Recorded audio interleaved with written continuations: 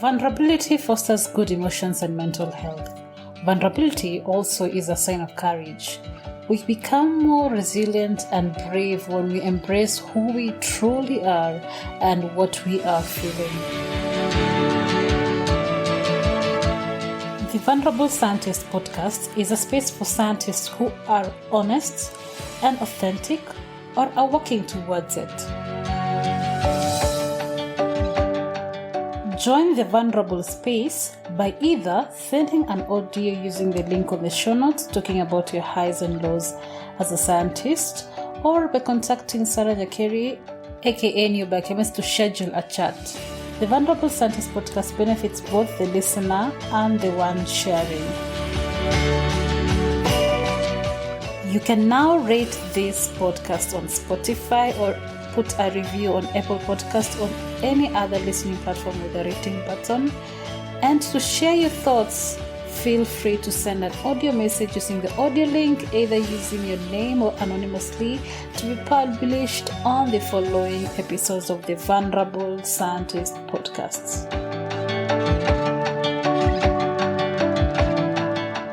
Are you wondering what I use to upload and store my website spaces? Host Pinnacle. I've been using it for over 2 years right now and it has never disappointed me. So host your website today using Host Pinnacle, cheap and affordable and reliable services.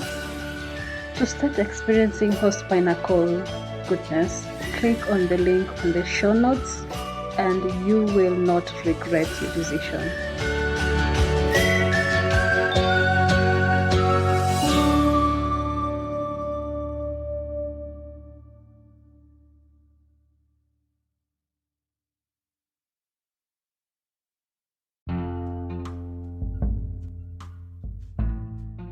Hi everyone, this is Sarah Nyakeri from the Vulnerable Scientist podcasts, and today I have Sandeep, who is a bioinformatician, and he's going to tell us more about him.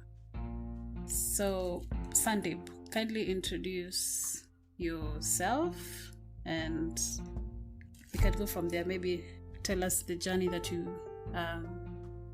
been having from starting maybe from your BSc to where you are right now. All right. Thank you, Sarah. Thank you for this opportunity to talk about my journey, my experience on your platform. So, hello everyone. I'm Sandeep and I'm currently working as Bioinformatics Research Scientist at St. Jude Children's Research Hospital in USA.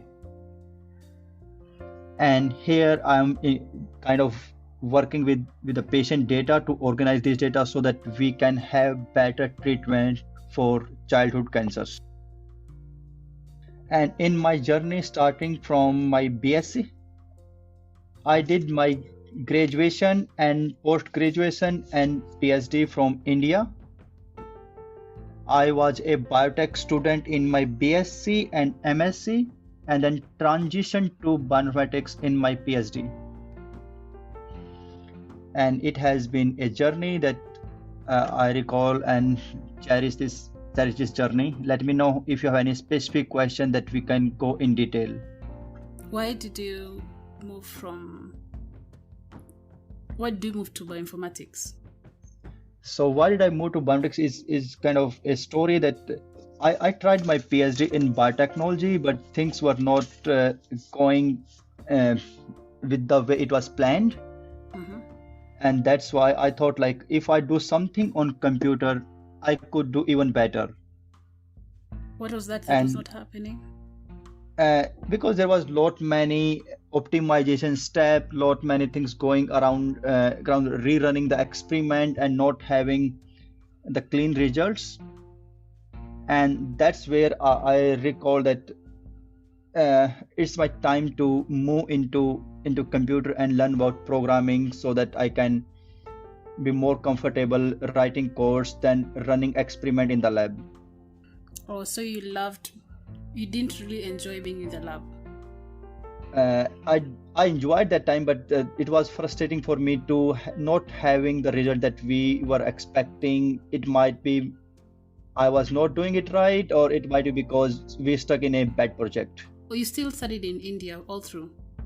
Yeah, I did all my graduation, post-graduation, and PhD from India, and came to United States for my postdoctoral training. Okay, so how did you get yourself in St. Jude's? How did I get into St. Yeah, so I did my first postdoc, like kind of postdoc in La Jolla Institute for Immunology in San Diego. And from there, I was applying for position there where I can be more translational. And that's why I was looking more into working with the patient data. And I got a good match here with the position that I'm currently working in. Oh, okay, great. So maybe tell us the lows that you've been having during this whole journey. You mean only the lows? Just the lows for now, then talk about the highs. We'll finish on a high note, yeah. I was thinking the other way around. That's fine. Do you want to talk about the highs first? Yeah, I would prefer that. Okay, then let's talk about the highs. Okay, in terms of my highs, that I started my journey from a remote village, and then could transition to could travel to all across the globe, and thanks to biotics.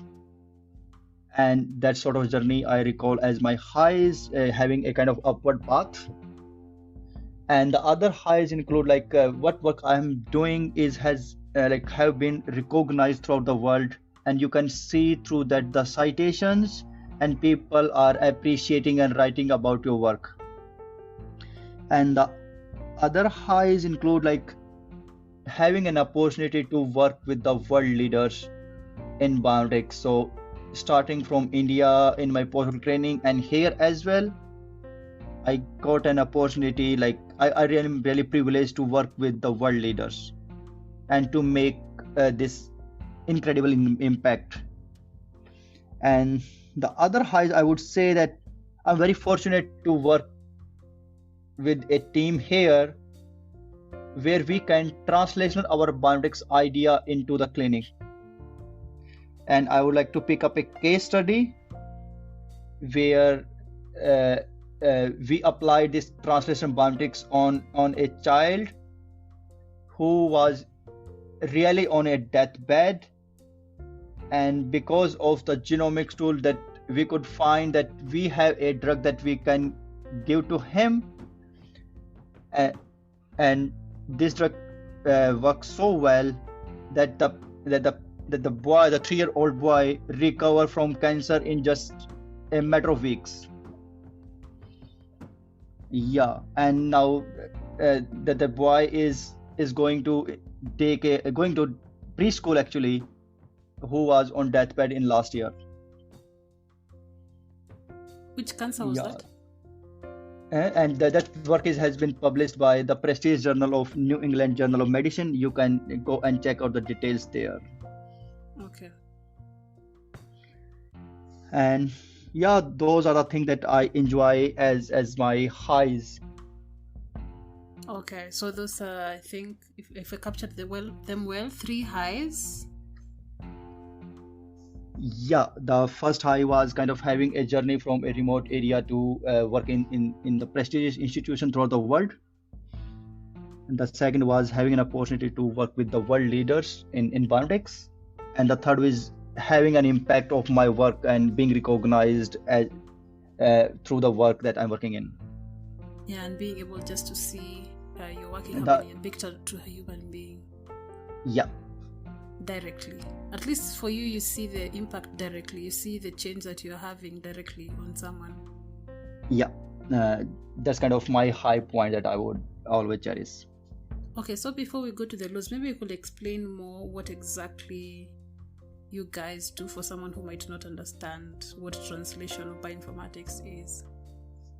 Yeah, translational bioinformatics is a new area of research where we are trying to find out new options for the patients which are lacking where current treatments are not working,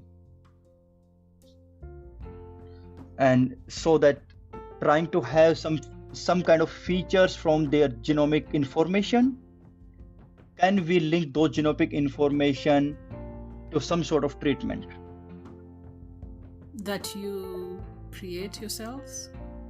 No, it's a team. I'm just a part of the team. So genomic features and everything like this kind of data is available in public domain. Oh, okay. So it's like you design drugs that will help that person specifically according to their genetic makeup or something? Yes, that's one project. Okay. Is there another? Yeah, the another one are kind of having new trials designed for a group of patients. And first we try to have like this is the genomic pattern that they are having, and with this genomic pattern they are having poor survival. So can we improve their survival by having a new clinical trial? So you're just focusing on children alone in the clinical Yeah, trials? in my current research, this is about pediatric cancer hospital. So my whole research is about the pediatric cancer here.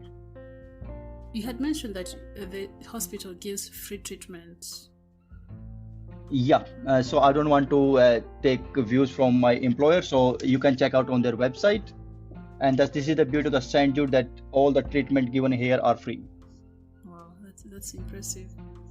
Yeah. Is that all about what you do? Yeah, this is all about in my current research here. But other than that, I also believe in knowledge sharing and try to share my ideas, my training, and my skills with the people who are not having access to it directly. Okay, how do you So do that? so provide engaging in some online training program where I can talk about this is how you can do certain project and teaching this biotic skills to the young minds.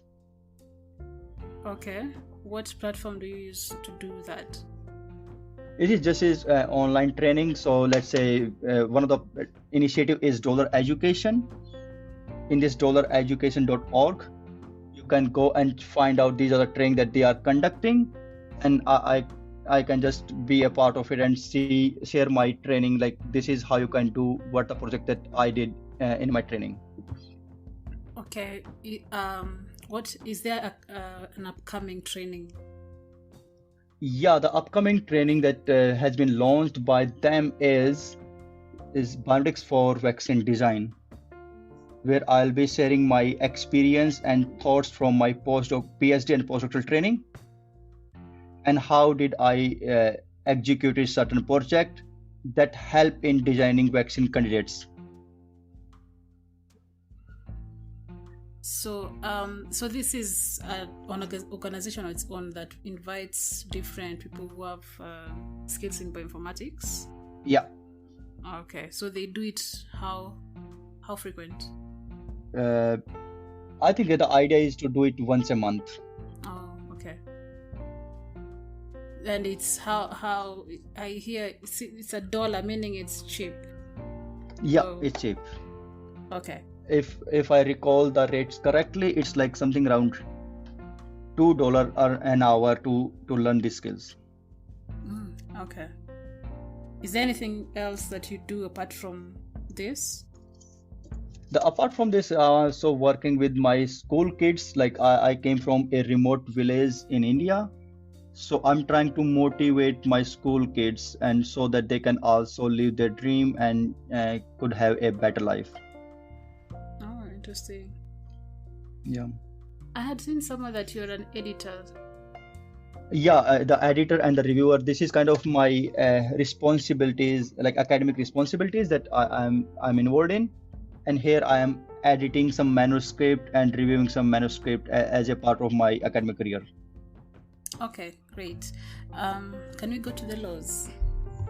All right. So surely there are laws. This is all about journey. We have lows and highs in research profession, and my lows include many a time I have been very frustrated because things were not working out, and that was a time when I switched from biotech to bioinformatics.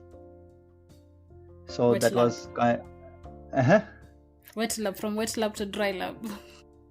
yeah, wet lab to dry lab actually. Yeah. That's one law. The other laws are like it is a part of research career. You always have some law that certain projects are not working well, or you are having some bad comments on your manuscript. So all these things are some law that everyone face in research. How do you deal with that? We try to give our honest answer and the best possible data to justify our explanation. And if that convinces the reviewers, the manuscript goes to the next level and then accepted at the end. So this is how we are trying to be honest and explain everything that we have done through data. Okay, this is interesting. Is there another law that you'd want to specify more on, talk about more on it? No, I think this is the only thing that I recall at the top of my head, but obviously in part of research you always go through lows and highs. So those are like for short time span. Okay, fine. Is there anything else that you'd like to add that you wish I could have asked? Anything I would like to add about? What should I add about? Anything that you would like to add that out there for someone to know, maybe someone who's going through the same journey that you went through or something similar, and just to get, because you came from a low income situation and now you're here. Yeah. And maybe there's someone else who's going through that. Is there anything that you'd like them to know? Sure. I believe in knowledge sharing, and I believe also that the bioinformatics is something that you do from a remote area and make significant impact in improving human lives. And especially with low income countries like ours, so we can do wonders with limited resources in bioinformatics. So, and all these skills are that you can learn through a small computer at your home, then have some project. And if you are interested in research, you can do all the research in bioinformatics through a small computer at your home. And that's why I always stress to learn more skills in bioinformatics and to get exposed to the new research arena. So for someone who might be interested in going into bioinformatics and they come from the same background you're coming from, the biotech, like the wet lab based work, and apart from the workshops that are there, first of all, how do you point out what workshop can work for you, and is there any other way that you can learn bioinformatics by yourself? Because you had mentioned something to do with you teaching yourself bioinformatics. I'm not sure. No, I'll be having some limited exposure to teach because I'm already working in here. So yes, there are many online resources that people can start from. The first thing that they need to have is a clean idea what they want to achieve. So if they can see the start and end point, they can easily execute. There are many ways that they can search over the internet. It could be a course in Coursera, or it could be some YouTube channel that you can follow, or it could be some kind of training that you can join in. Or the other thing is, like, when you have a project in mind, a clean project in mind, you can see those kind of projects have already been executed by other scientists. So you can request them and see if they can share their protocol, and you can follow similar stuff for your ideas. Okay, great. Thanks, Sandeep, for coming into the podcast. And for the listeners, if you still want to be part of this workshop, you can follow dollareducation.org and find the workshops that are there that are actually very affordable for students from all over. So there is an India rating and an international rating for everyone. So Sandeep, Mhm. thanks for coming in onto this podcast and accepting my call. Thank you very much and giving me this platform to talk about my experience and my journey. Okay, you're welcome. Maybe we would talk more. I'm thinking of registering for it because it applies to the kind of work that I'm doing, and hopefully I'll gain some skills from it. Sure, we'll be happy to have you there. Okay, bye. All right, thank you. Okay.